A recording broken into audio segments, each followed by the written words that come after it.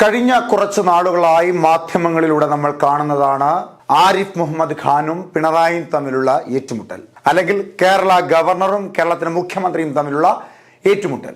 നവകേരള സദസ്സ് ആരംഭിച്ചതോടുകൂടി ഈ ഏറ്റുമുട്ടൽ വളരെ ശക്തമായി മാറിയിരിക്കുകയാണ്. ഏറ്റവും ഒടുവിൽ സർവകലാശാലകളിൽ കാവ്യവൽക്കരണം നടത്തുന്നതിന്റെ ഭാഗമായി BJP അനുഭാവമുള്ള RSS അനുഭാവമുള്ളവരെ യൂണിവേഴ്സിറ്റിയിലേക്ക് തിരികെ കയറ്റാൻ ഗവർണർ ശ്രമിക്കുന്നു എന്നത് അടക്കം ആരോപിച്ചുകൊണ്ടുള്ള പ്രതികരണങ്ങളും പ്രതിഷേധങ്ങളും ഒക്കെ ആയിരുന്നു മുഖ്യമന്ത്രിയുടെ ഭാഗത്തു നിന്നുണ്ടായത്. പിന്നീട് അത് മന്ത്രിമാരെ ഏറ്റെടുക്കുന്നു, പിന്നീട് അത് SFI പ്രവർത്തകരെ ഏറ്റെടുക്കുന്നു, രാജ്ഭവന് മുമ്പിൽ സമരം ചെയ്യുന്നു. ഏറ്റവും ഒടുവിൽ കേരളത്തിലെ ഒരു യൂണിവേഴ്സിറ്റികളിലും ഗവർണറെ കയറാൻ അനുവദിക്കില്ലെന്ന് പറഞ്ഞുകൊണ്ട് കാലിക്കറ്റ് സർവകലാശാലയിൽ സമരം പ്രഖ്യാപിക്കുന്നു. അദ്ദേഹത്തിന് കാലിക്കറ്റ് സർവകലാശാലയിൽ കയറ്റില്ലെന്ന് പറയുന്നു. ആ സമയം ഗവർണർ കാലിക്കറ്റ് സർവകലാശാലയ്ക്ക് പുറത്തുള്ള ഗസ്റ്റ് ഹൗസിൽ താമസം നിശ്ചയിച്ചിരുന്ന ഗവർണർ അവിടെ നിന്ന് മാറ്റി കാലിക്കറ്റ് യൂണിവേഴ്സിറ്റിക്കകത്തുള്ള ഗസ്റ്റ് ഹൗസിലേക്ക് താമസം മാറ്റുന്നു. വലിയ തരത്തിൽ മാധ്യമങ്ങളെ കണ്ട് മുഖ്യമന്ത്രി പിണറായി വിജയനെതിരെ ശക്തമായി ആരോപണങ്ങൾ ഉയർത്തുന്നു, പോരടിക്കുന്നു.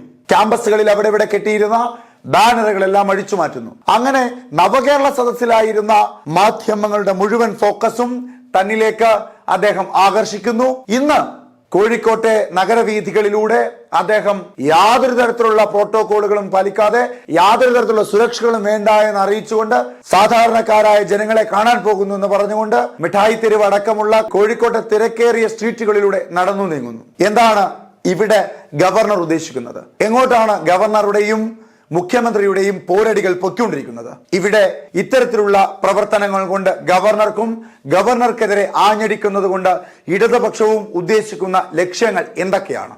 നമുക്കറിയാം, കേരള ഗവർണർ ആരിഫ് മുഹമ്മദ് ഖാൻ BJPയുടെയും RSSന്റെയും പ്രതിനിധിയാണ് എന്ന് പല തവണ ഉരുവിട്ടിട്ടുണ്ട്. ഇടതുപക്ഷത്തിന്റെ അല്ലെങ്കിൽ മുഖ്യമന്ത്രി അടക്കമുള്ള CPMന്റെ നേതാക്കന്മാർ, പ്രവർത്തകർ, അണികൾ എല്ലാവരും അത് ശരിയാണെന്ന് ഒരു പരിധിവരെ പറയുവാനും സാധിക്കും. പല രീതിയിലും പല ഘട്ടത്തിലും കേന്ദ്ര സർക്കാരിന് കേരളത്തിലേക്ക് അടുക്കുവാനുള്ള പാലമായി മാറിയിരിക്കുകയാണ് ഗവർണർ. നിലവിൽ BJPക്ക് അധികാരമില്ലാത്ത തെക്കേ ഇന്ത്യയിലെ സംസ്ഥാനങ്ങളിലെല്ലാം ഗവർണർമാരെ ഉപയോഗിച്ചുകൊണ്ട് അവിടുത്തെ മന്ത്രിസഭകളെ വലിയ രീതിയിലുള്ള കുഴപ്പങ്ങളിൽ അവരെ അലട്ടിക്കൊണ്ട് അത്തരത്തിൽ BJPക്ക് അതത് സംസ്ഥാനങ്ങളിലേക്ക് എത്തുവാനുള്ള പാലങ്ങളായി മാറിക്കൊണ്ടിരിക്കുകയാണ് അതത് സംസ്ഥാനങ്ങളിലെ ഗവർണർമാർ. കേരളവും അത്തരത്തിലുള്ള അവസ്ഥയിലൂടെ തന്നെയാണ് പോയിക്കൊണ്ടിരിക്കുന്നത്. ഇവിടെ ഗവർണർ ആരിഫ് മുഹമ്മദ് ഖാൻ മുഖ്യമന്ത്രി പിണറായി വിജയനെ വളരെ രൂക്ഷമായി വിമർശിക്കുന്നു. കണ്ണൂരിലെ നിരവധി കൊലപാതകങ്ങളിൽ അദ്ദേഹത്തിന് പങ്കുണ്ടെന്ന് പറയുന്നു. SFI പ്രവർത്തകർ ഗവർണർക്കെതിരെ കരിങ്കൊടി കാണിച്ചുകൊണ്ട് ഗവർണറുടെ കാറിന്റെ ചില്ല് തല്ലി തകർക്കാൻ ശ്രമിച്ചപ്പോൾ അത് മുഖ്യമന്ത്രി പിണറായി വിജയന്റെ ഗൂഢാലോചനയുടെ ഭാഗമായി വന്നതാണെന്ന് വരെ അദ്ദേഹം പറയുന്നു. ആ സമയങ്ങളിലെല്ലാം CPM എന്ന് പറയുന്ന പാർട്ടി തങ്ങളുടെ വിദ്യാർത്ഥി പ്രസ്ഥാനമായ SFIയുടെ ഭാഗത്തു നിന്നും DYFIയുടെ ഭാഗത്തു നിന്നും ഒക്കെ ഗവർണർക്കെതിരെയുള്ള പ്രതിരോധം തീർക്കുകയായിരുന്നു. അദ്ദേഹത്തിനെതിരെ ശക്തമായി പോരടിക്കുന്നു, അദ്ദേഹത്തിനെതിരെ പ്രതിഷേധങ്ങൾ തീർക്കുന്നു, പ്രക്ഷോഭങ്ങൾ തീർക്കുന്നു. ഇനി ഇത്തരത്തിലുള്ള വലിയ പ്രക്ഷോഭങ്ങൾ കൊണ്ട് അല്ലെങ്കിൽ ഇത്തരത്തിലുള്ള വലിയ പ്രതികരണങ്ങൾ കൊണ്ട് CPM ലക്ഷ്യം വെക്കുന്നത് എന്താണ്? പ്രധാനമായും രണ്ട് കാര്യങ്ങളാണ്. അതിലൊന്ന്, കഴിഞ്ഞ കുറെ കാലങ്ങളായി ഏകദേശം 10 വർഷ കാലഘട്ടങ്ങളായി ഇടതുപക്ഷം ഭരിക്കുന്ന കേരളത്തിൽ SFI എന്ന് പറയുന്ന വിദ്യാർത്ഥി പ്രസ്ഥാനത്തിന് യാതൊരു തരത്തിലുള്ള പ്രകടനങ്ങളോ പ്രക്ഷോഭങ്ങളോ അല്ലെങ്കിൽ പരിപാടികളോ സംഘടിപ്പിക്കുവാൻ സാധിച്ചിട്ടില്ല. അപ്പോൾ SFI സ്വാഭാവികമായും ജീർണാവസ്ഥയിലേക്ക് പോകുന്നു. വിവിധ ക്യാമ്പസുകളിൽ KSU മുൻപന്തിയിലേക്ക് വരുന്നു. ഈ ഒരു അവസ്ഥയിൽ SFIയെ വളരെ ഊർജിതമാക്കി മാറ്റുവാൻ പറ്റിയ ഒരു അവസരമാണ് ഗവർണറുടെ നിലപാടുകളിലൂടെ ഇടതുപക്ഷ സർക്കാരിന് ലഭിച്ചിരിക്കുന്നത്. അതവർ കൃത്യമായി ഉപയോഗിക്കുന്നു. ഗവർണർക്കെതിരെ കരിങ്കൊടി പ്രയോഗിക്കുന്നു, ഗവർണറെ കലാലയങ്ങളിൽ കയറ്റില്ലെന്ന് പറയുന്നു, അദ്ദേഹത്തിനെതിരെയുള്ള ബാനറുകൾ ക്യാമ്പസിനുള്ളിൽ പലയിടങ്ങളിലായി ഉയർത്തുന്നു, ഗവർണർക്കെതിരെയുള്ള മുദ്രാവാക്യങ്ങൾ ഉയർത്തുന്നു, അദ്ദേഹത്തെ പലയിടത്തും തടയുന്നു. അങ്ങനെ വിവിധ തരത്തിലുള്ള പ്രക്ഷോഭങ്ങളിലൂടെ SFIയെ ഊർജിതമാക്കുക എന്ന ഒന്നാമത്തെ ലക്ഷ്യം. രണ്ടാമത്തെ കാര്യം, BJPക്ക് കേരളത്തിലേക്ക് വരുവാനുള്ള അല്ലെങ്കിൽ BJPക്ക് കേരളവുമായുള്ള പ്രധാനപ്പെട്ട പാലമാണ് ഗവർണർ. അദ്ദേഹത്തിനെതിരെ വലിയ പ്രക്ഷോഭങ്ങൾ സംഘടിപ്പിക്കുമ്പോൾ അതിനർത്ഥം BJPക്കെതിരെ വലിയ പ്രക്ഷോഭങ്ങൾ സംഘടിപ്പിക്കുന്നു എന്ന് തന്നെയാണ്. സംഘപരിവാറിനെ കലാലയങ്ങളിലേക്ക് കയറ്റില്ല എന്ന് പറയുന്ന നിലപാടുകൾ എടുക്കുന്നതടക്കം ഈ നാട്ടിലെ ന്യൂനപക്ഷങ്ങളെ ഇടതുപക്ഷത്തിലേക്ക് അടുപ്പിക്കുക എന്ന മറ്റൊരു ലക്ഷ്യം കൂടി ഗവർണർക്കെതിരെ നടത്തുന്ന സമര പോരാട്ടങ്ങളിൽ വ്യക്തമായുണ്ട്. കഴിഞ്ഞ ലോക്സഭാ തെരഞ്ഞെടുപ്പിൽ ഇടതുപക്ഷം 20 സീറ്റുകളിൽ ഒന്നിലേക്ക് മാത്രം ഒതുക്കിയതിന് പ്രധാനപ്പെട്ട കാരണം ശബരിമല വിഷയത്തിലടക്കം ഇടതുപക്ഷം എടുത്ത തീരുമാനങ്ങളിൽ ന്യൂനപക്ഷങ്ങൾ കോൺഗ്രസിനോടൊപ്പം നിന്നു. 2019 നടന്ന തെരഞ്ഞെടുപ്പിൽ 19 സീറ്റുകളിൽ കോൺഗ്രസ് വിജയിക്കുന്നു, ഒരു സീറ്റിൽ CPM വിജയിക്കുന്നു. ഈ ഒരു അവസ്ഥയിൽ കേരളത്തിലെ ന്യൂനപക്ഷങ്ങളുടെ വോട്ട് തങ്ങളിലേക്ക് അടുപ്പിക്കുക എന്നൊരു ലക്ഷ്യം കൂടി ഗവർണർക്കെതിരെ നടത്തുന്ന ഈ പ്രക്ഷോഭത്തിൽ വ്യക്തമായുണ്ട്. ഇതിനോടൊപ്പം തന്നെ കൂട്ടിച്ചേർത്ത് വായിക്കാൻ കഴിയുന്ന ഒരു കാര്യമാണ് ലീഗിനോടുള്ള അനുനയം.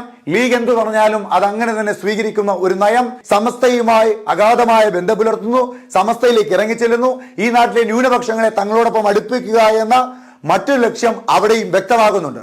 ഇവിടെ BJP എന്തുകൊണ്ട് CPM-നെ ലക്ഷ്യം വെച്ചുകൊണ്ട് വലിയ പ്രചരണങ്ങളും വലിയ പ്രക്ഷോഭങ്ങളും നടത്തുന്നു എന്നത് മറ്റൊരു പ്രധാനപ്പെട്ട ചോദ്യമാണ്. കേരളത്തിലെ ഏറ്റവും വലിയ ഹിന്ദു വോട്ട് ബാങ്ക് ഉള്ള അല്ലെങ്കിൽ ഹിന്ദു പാർട്ടി എന്ന് പറയുവാൻ കഴിയുന്നത് CPM ആണ്, നിസ്സംശയം പറയാം. അത് BJP-യും അല്ല, കോൺഗ്രസും അല്ല, CPM ആണ്. അപ്പോൾ CPM-ലെ വലിയ ഒരു ഹിന്ദു വോട്ടുകളെ തങ്ങളിലേക്ക് ആകർഷിക്കുക എന്നതടക്കം നിരവധി ലക്ഷ്യങ്ങളാണ് BJP-ക്ക് ഈ പ്രക്ഷോഭങ്ങളിലൂടെയും പ്രതിഷേധങ്ങളിലൂടെയും ഒക്കെ ഉള്ളത്.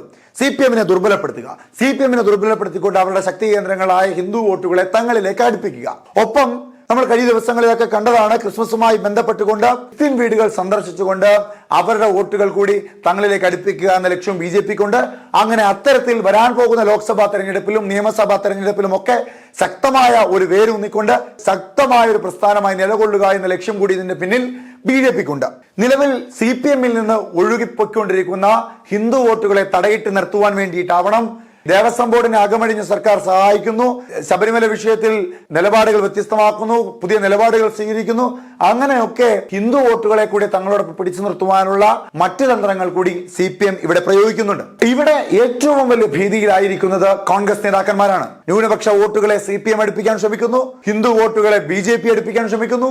അവിടെ കോൺഗ്രസ് പിന്നെ എവിടെ നിലയുറച്ചു നിൽക്കും, കോൺഗ്രസിന് ഏത് വോട്ട് ബാങ്കുകൾ അനുകൂലമായ രീതിയിൽ നിൽക്കും എന്നുള്ളത് വലിയ ആശങ്കയാണ്. ആ ആശങ്ക നേതാക്കന്മാരിലുമുണ്ട്.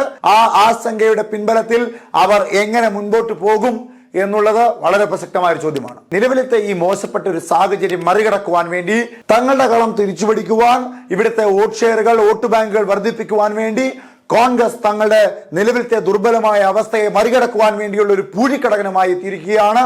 അത് വ്യക്തമാക്കുന്ന തരത്തിലായിരുന്നു ഇന്ന് VD സതീശൻ മാധ്യമങ്ങളെ കണ്ടത്. അദ്ദേഹത്തിന്റെ വാക്കുകളിലേക്ക്. ഗവർണർ വേറൊരു നാടകം നടത്തുന്നു, SFI വേറൊരു നാടകം നടത്തുന്നു.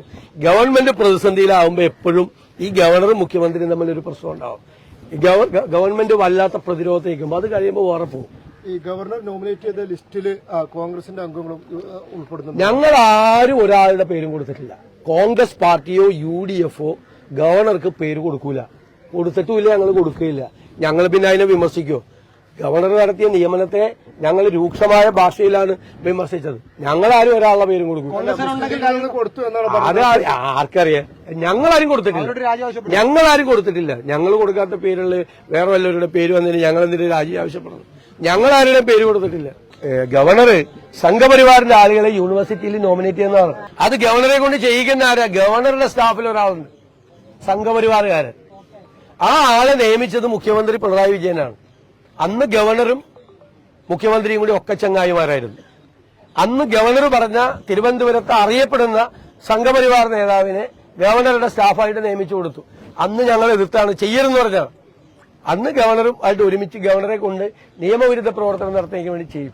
ഇപ്പൊ എപ്പോഴാ സംഘപരിവാർ ബോധം ഉണ്ടായത്, വിരുദ്ധ ബോധം ഉണ്ടായത്?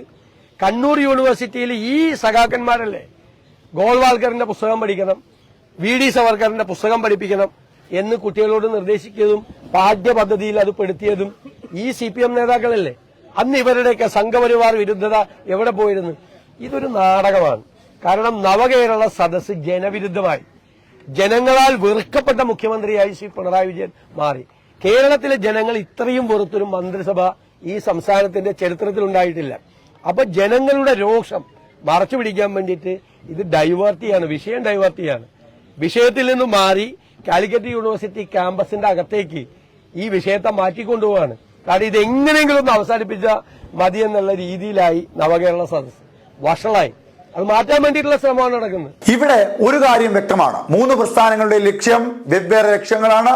ഒന്ന്, ഇടതുപക്ഷ സർക്കാരിനെ സംബന്ധിച്ചിടത്തോളം തങ്ങളുടെ പക്കലിലേക്ക് ന്യൂനപക്ഷ വോട്ടുകളെ അടുപ്പിക്കുക, ഒപ്പം തങ്ങളുടെ പക്കൽ നിന്ന് അകന്നു പൊക്കൊണ്ടിരിക്കുന്ന ഹിന്ദു വോട്ടുകളെ സ്വരുക്കൂട്ടി വെക്കുക.